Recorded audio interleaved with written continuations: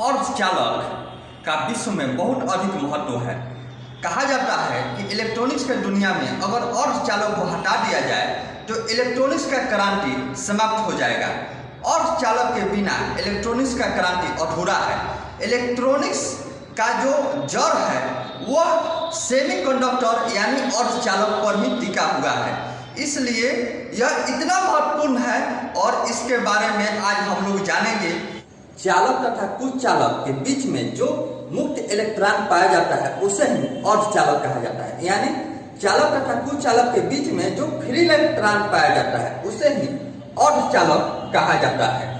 तो अर्धचालक के कई गुण होते हैं, जैसे अर्धचालक को अगर गर्म किया जाता है तो इसकी चालकता बढ़ जाता है तथा इसमें अशुद्धियां मिलाकर इसकी चालकता को बढ़ाया या घटाया जा सकता है, जो नियंत्रित मात्रा में डाला जाता है। अर्धचालक के द्वारा ट्रांजिस्टर, सिम, चिप इत्यादि वस्तुएं बनाई जाती है। अर्धचालक का इलेक्ट्रॉनिक्स में बहुत अधिक महत्व माना जाता है और अर्धचालक दो प्रकार के होते हैं। पहला जो अर्धचालक होता है वह शुद्ध अर्धचालक कहा जाता है।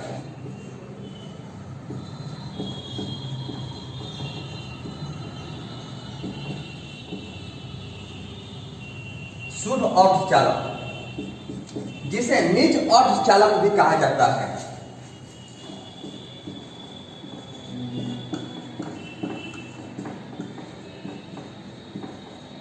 दूसरा जो होता है उसे अशुद्ध अर्धचालक होता है, इसे बाह्य अर्धचालक भी कहा जाता है। ये दोनों अथवा में है। शुद्ध अर्धचालक या निज अर्धचालक एक ही होता है, अशुद्ध अर्धचालक और बाह्य अर्धचालक एक ही होता है। तो शुद्ध अर्धचालक क्या है?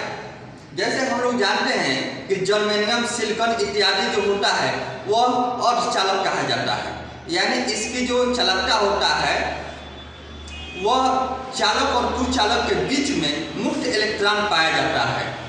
तो शुद्ध अर्धचालक जिस अर्धचालक में किसी भी प्रकार की अन्य अशुद्धियां न मिलाया गया हो उसे अशुद्ध अर्धचालक या निज अर्धचालक कहा जाता है।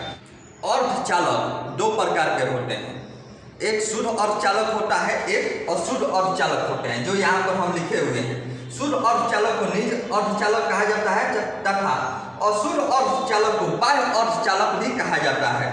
तो शुद्ध अर्धचालक जिसमें अशुद्धियां न मिलाया गया हो उसे शुद्ध अर्धचालक कहा जाता है। जैसे जर्मेनियम, सिलिकॉन जो प्राकृतिक रूप से प्राप्त है वही शुद्ध अर्धचालक है।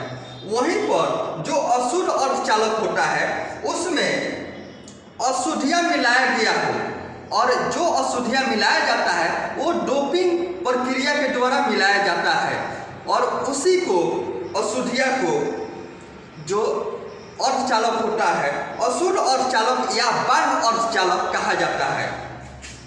अशुद्ध अर्धचालक दो प्रकार के होते हैं। पहला होता है एन टाइप अर्धचालक और दूसरा होता है पी टाइप अर्धचालक, या पी टाइप अर्धचालक या एन टाइप अर्धचालक, दोनों में से फर्स्ट कोई भी कह सकते हैं। तो दो प्रकार के अशुद्ध अर्धचालक होते हैं, एक पी टाइप अर्धचालक और एक एन टाइप अर्धचालक।